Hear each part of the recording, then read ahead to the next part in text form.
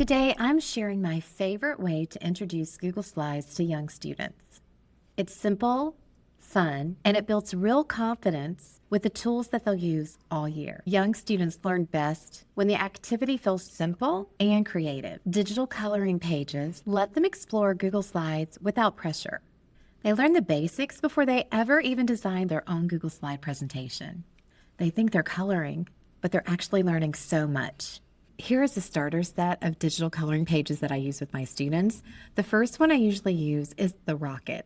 They click on any part of the image, then go up to the toolbar and pick their own color. It doesn't matter what color they choose, they can be creative. Then they can keep designing their rocket. I have a school bus, an owl, a dog, cat, teddy bear, spring flowers, a caterpillar. This is a starter set. And my students love every time they see a digital coloring page pop up. It is one of their favorite things to do. When they're exploring, they'll use the undo button to be able to move things around. They start asking questions like, what does background mean? Or theme? What does that word mean with gradient? Can I make my own? Can I add this? Can I move this here? And I follow their cues on how I introduce them to Google Slides.